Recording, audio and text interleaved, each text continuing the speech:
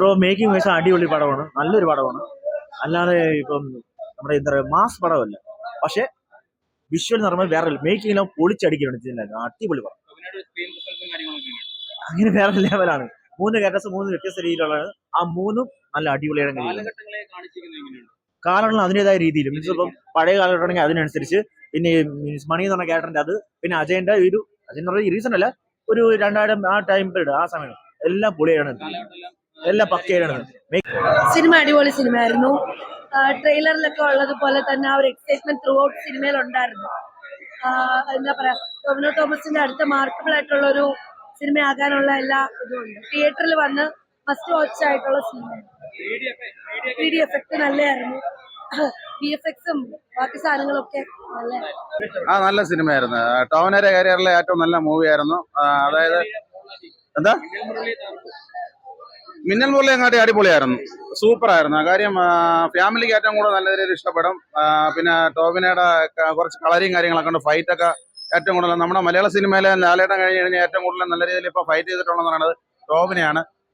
നല്ല നല്ല പടമാണ്, നല്ല മൂവിയാണ്, എല്ലാവർക്കും കണ്ട് ഇഷ്ടപ്പെടും. പിന്നെ അതിന്റെ ക്ലൈമാക്സ് എന്നൊക്കെ പറയുമ്പോഴത്തേക്ക് നമ്മുടെ വിസ്മയിപ്പിക്കുന്ന ഒരു വേറെ ലെവല് ക്ലൈമാക്സ് ആയിരുന്നു.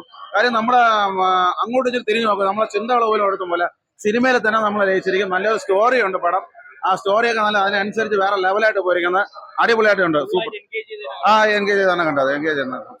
പടം നൈസ് പടമാണ്. ഇതിന്റെ ബാക്ക്ഗ്രൗണ്ട് സ്കോറിങ്ങും എഡിറ്റിങ്ങുമാണ് നമ്മൾ ഏറ്റവും എടുത്ത് പറയേണ്ട സാധനം. ഇത് ഔട്ട്സ്റ്റാൻഡിംഗ് എന്ന് തന്നെ പറയാം. കാരണം ബാക്ക്ഗ്രൗണ്ട് സ്കോറിംഗ് എഡിറ്റിംഗിന്റെ എന്താ പറയാ, ഓരോ എലമെന്റ്സും നമുക്ക് ഭയങ്കരമായിട്ട് ഇഷ്ടപ്പെടും. പിന്നെ ടൈറ്റിൽ കാർഡ് എഴുതി കാണിക്കുമല്ലോ, നമ്മൾ സാധാരണ കണ്ടുവരുന്ന വ്യത്യസ്തമുണ്ട്, അതിൽ പോലും ഒരു പുതുമയുണ്ട്. അതായത് തുടങ്ങുന്ന മൊമെന്റിൽ അവർ കാണിക്കുന്ന ആ ഒരു ടൈറ്റിൽ എഴുതി കാണിക്കുന്നതിനൊക്കെ നല്ല പുതുമയുണ്ട്. പിന്നെ എന്താ പറയാ, ടോവിനോയുടെ 50ാമത്തെ പടം എന്ന നിലയ്ക്ക് പുള്ളിക്ക് അഭിമാനിക്കാം. കാരണം പുള്ളിയുടെ പെർഫോമൻസ് എന്ന് പറഞ്ഞാൽ സാധാരണ ആക്ച്വലി എന്താണ്, 2-3 ക്യാരക്ടേഴ്സ് വരുമ്പോൾ ചില പടങ്ങളിൽ ചില ആൾക്കാർ ആ ഒരു ബോഡി ലാംഗ്വേജ് ഒന്നും കൊണ്ടുവരത്തില്ല, അല്ലെങ്കിൽ ശബ്ദത്തിന്റെ മോഡുലേഷൻ കൊണ്ടുവരത്തില്ല. ഇവിടെ ആ കാര്യത്തിൽ രണ്ടിലും ടോവിനോ വിജയിച്ചു. കാരണം മാറി മാറി വരുന്ന ക്യാരക്ടേഴ്സ് അതിലെല്ലാം പുള്ളിയുടെ ബോഡി ലാംഗ്വേജ് ആണെങ്കിലും ശബ്ദമാണെങ്കിലും പുള്ളി വ്യത്യസ്തത കൊണ്ടുവന്നിട്ടുണ്ട്.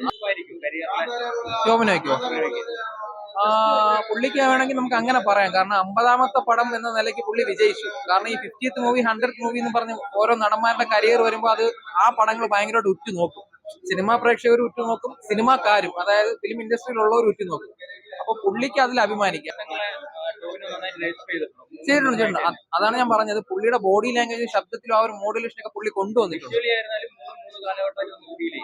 അതെ ഫീൽ ചെയ്യും. ഏറ്റവും എടുത്തു പറയേണ്ടത് എഡിറ്റിംഗും ബാക്ക്ഗ്രൗണ്ട് സ്കോറുമാണ് പടത്തിന്റെ. പിന്നെ മേക്കിങ്ങിൽ എല്ലാ സ്ഥലത്തും ഒരു റിച്ച്നെസ് ഫീൽ ചെയ്യുന്നുണ്ട്. പൈസ മുടക്കി ചെയ്ത പടമാണെന്ന് കണ്ടാ അറിയാം. കാരണം എല്ലാ ഡിപ്പാർട്ട്മെന്റിലും നമുക്ക് ആ റിച്ച്നെസ് കിട്ടുന്നുണ്ട്. കൊള്ളാം. പുള്ളി കോമഡിയാണ്.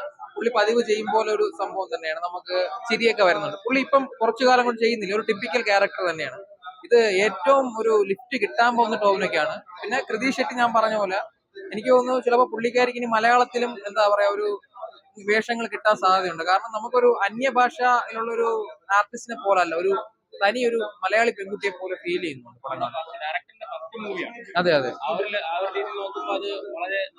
അത് സമ്മതിച്ചേ പറ്റൂ. കാരണം ഈ ഒരു ഡയറക്ഷൻ എന്ന് പറയുന്ന സാധനം നമ്മുടെ മൈൻഡിൽ നിന്ന് വരേണ്ട ഒരു സാധനമാണ്. പുള്ളിക്ക് അതിൽ നല്ല സ്കില്ലുണ്ട്.